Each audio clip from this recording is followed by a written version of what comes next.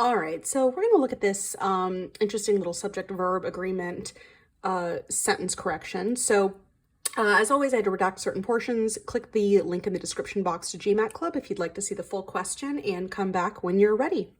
All right, so this first sentence in A says that studies advance the argument that emotions, including those deemed personal or private, is a phenomenon, though one inseparable from bodily response.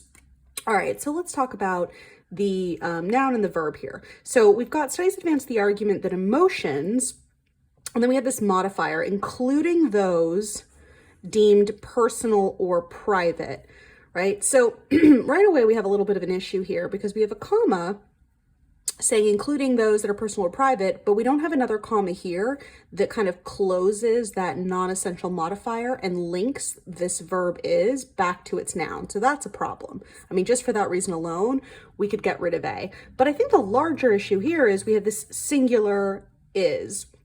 And so you might go, well, argument is singular, but don't forget about meaning. If I said that the argument is a phenomenon, that doesn't make sense, because how can an argument be a phenomenon? More likely, it's the argument that emotions are the phenomenon, right? The argument is saying something about emotions, that they're a phenomenon. The argument itself is not a phenomenon. That's not as likely. So if it's emotions that should be the noun that goes with this verb, we wouldn't say emotions is. Right, that's incorrect. So, and because emotions is not underlined, we can't fight it, right? And if we look at the other choices, B says are, C says are, D says are, E also says are, it's pretty clear that that's the correct verb tense here. But then there's sort of another interesting component of this, because once we know it's are, here they say phenomenon, right? And that's singular. But as soon as it's are, because it's emotions, then we can't say phenomenon. It has to be phenomena, which is an odd word that we don't usually use in our, unless you're a scientist, we don't usually use that in our everyday speech. So it's interesting because anything that says phenomenon would also be incorrect, right? So not only is our A out, but our C is also immediately out. Let's take a look back at that comma idea, right? So studies advance the argument that emotions, comma, non-essential modifier, comma.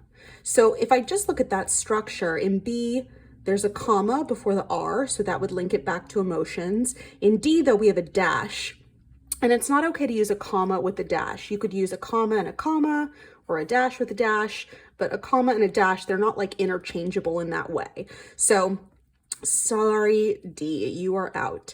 If we take a look at E, let's just read the whole thing. Studies advance the argument that emotions, also as private emotions, comma, are phenomena not inseparable from bodily response, right? So that portion where it says that the argument that emotions also as private emotions, kind of weirdly repeating the word emotions, and the meaning of that, the logic of that just doesn't make any sense. So I think this is kind of a slightly different subject-verb question, only because of that singular phenomenon versus plural phenomena aspect. And I think the interesting idea of like setting aside a non-essential modifier so that you can immediately have the verb after the comma to link it back to what came before the first comma, that's kind of unique. So B is our correct answer here. If you have any questions about this problem, feel free to ask them in the comments.